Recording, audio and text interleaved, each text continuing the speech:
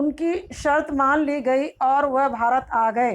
पहले जीसेंट संघ में 2 साल पादरियों के बीच धर्माचार की पढ़ाई की, फिर 9-10 वर्ष दार्जिलिंग में पढ़ते रहे। कलकत्ता से बीए किया और फिर इलाहाबाद से एमए। उन दिनों डॉक्टर धीरेन्द्र वर्मा हिंदी विभाग के अध्यक्ष थे। शोध प्रबंध प्रयाग विश्वविद्यालय के हिंदी विभाग में रहकर 1950 में पूरा किया। शोध प्रबंध होता है खोज करने के बाद लिखी पुस्तक। रामकथा, उत्पत्ति और विकास, परमिल में उसके अध्याय पढ़े गए थे। फादर ने मातरलिंग के प्रसिद्ध नाटक ब्लू बर्ड का रूपांतर भी किया है नीलपंछी के नाम से। बाद में वह सेंट जेवियर्स कॉलेज रांची में हिंदी तथा संस्कृत विभाग के विभागाध्यक्ष हो गए और यहीं उन्होंने अपना प्रसिद्ध अंग्रेजी हिंदी कोश तैयार किया और बाइबिल का अनुवाद भी, और वहीं बीमार पड़े। पटना आए, दिल्ली आए और चले गए। 47 वर्ष देश में रहकर और 73 वर्ष की ज़िंदगी जीकर। तो प्रस्तुत पैराग्राफ में बताया गया है कि फादर बुल्के 9-10 वर्ष दार्जिलिंग में पढ़ते रहे, फिर कलकत्ता से बीए किया उन्होंने और इलाहाबाद से एमए किया। डॉक्टर धीरेन्द्र वर्मा के निर्देशन में इलाहाबाद विश्वविद्यालय में रामकथा, उत्पत्ति और विकास विषय पर शोध कार्य किया। उन्होंने ब्लू बर्ड नामक नाटक का रूपांतरण नीलपंछी नामक से किया। रांची के सेंट जेवियर्स कॉलेज में हिंदी एवं संस्कृत विभाग के अध्यक्ष थे। अंग्रेजी हिंदी शब्दकोश तैयार किया तथा बाइबिल का अनुवाद भी किया। भारत में 47 वर्ष रहकर 73 वर्ष की आयु में उनका निधन हो गया। आगे देखिए।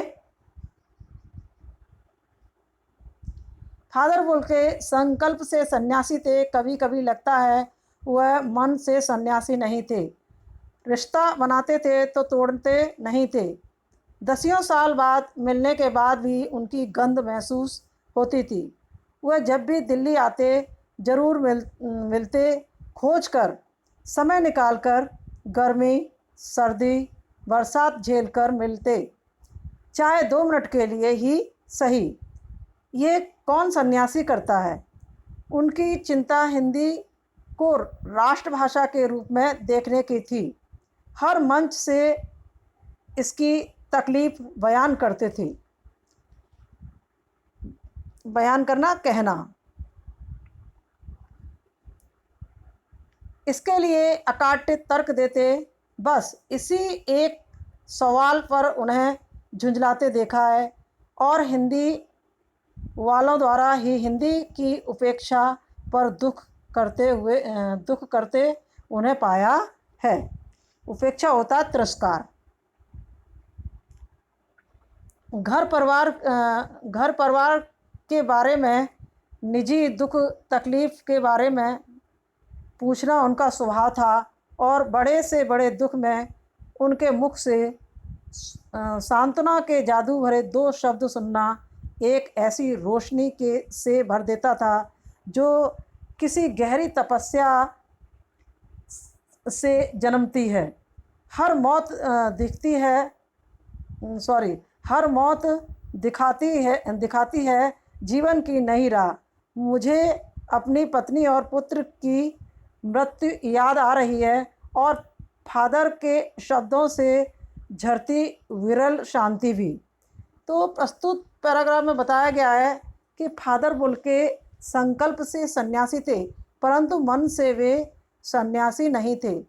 वे रिश्तों को बनाकर तोड़ते नहीं थे। 10 साल बाद मिलने पर भी उनके अंदर अपनत्व की गंध उसी तरह महसूस होती थी। वे दिल्ली आने पर लेखक से अवश्य मिलते थे। वे हिंदी को राष्ट्रभाषा के रूप में देखना चाहते थे। घर परिवार के बारे में, निजी दुख तकलीफ के बारे में पूछना उनका स्वभाव था। उनके मुख से निकले सांत्वना के शब्द हृदय को शांति प्रदान करते थे। लेखक की पत्नी और पुत्र की मृत्यु पर फादर के शांति वचन बड़े प्रभावपूर्ण रहे।